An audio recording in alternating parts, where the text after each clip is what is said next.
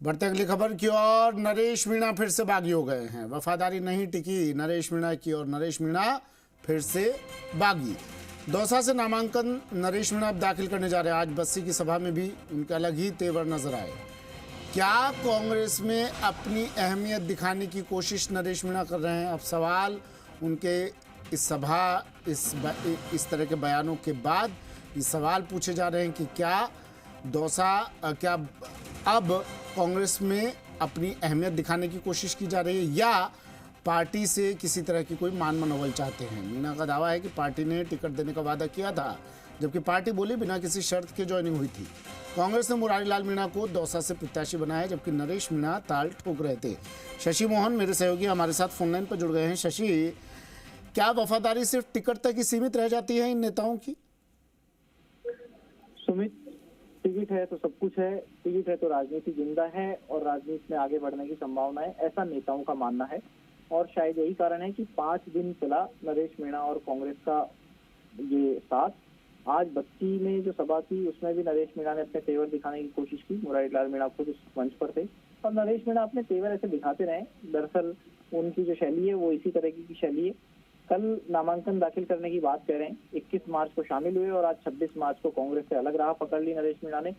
दरअसल ये पार्टी में अपनी अहमियत दिखाने की कोशिश भी हो सकती है, ये मान मनोबल कराने की कोशिश भी हो सकती है। शशि, मैं आपको रोक रहा हूं और एक सवाल और आपसे ले रहा हूं, आप अपनी ये बात भी पूरी कीजिएगा और उस सवाल का जवाब भी साथ में दीजिएगा। मीणा कह रहे हैं, नरेश मीणा कह रहे हैं पार्टी ने टिकट देने का वादा किया था, पार्टी कह रही है बिना किसी शर्त के ज्वाइनिंग हुई थी। क्या मतलब पार्टी ज्वाइन करते हैं ये नेता तो क्या डील होती है क्या उससे पहले?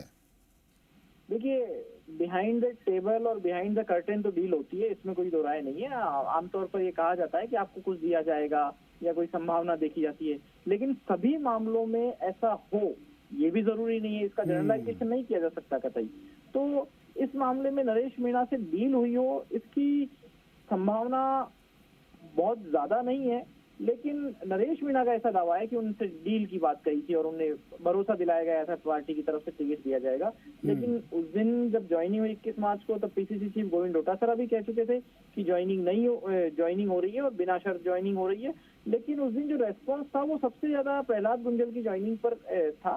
तो ये भी एक कारण हो सकता है कि पार्टी नेताओं का ध्यान आकर्षण करने के लिए, नेताओं से मान मनोबल कराने के लिए, उनसे अपनी पूछ बढ़ाने के लिए ये दावा किया जा रहा हो। अगर नरेश मीणा नहीं बैठते हैं इस चुनाव में तब तो उनके दावों में कुछ दम दिख सकता है, वरना ये। अब जरा ये भी बताइए, दौसा से नामांकन दाखिल करने की बात कर रहे हैं नरेश मीणा, असर कितना इन चुनावों में दिखाई देगा? नरेश मीणा जितना मैं समझता हूँ, शशि छात्र नेता रहे हैं, अच्छे वक्ता हैं, ठीक है, लेकिन लोगों के बीच पैठ उनकी उसको अगर ध्यान में रखें और बात इन चुनावों की करें तो कितना असर अगर ये ताल ठोकते हैं तो पड़ने वाला है?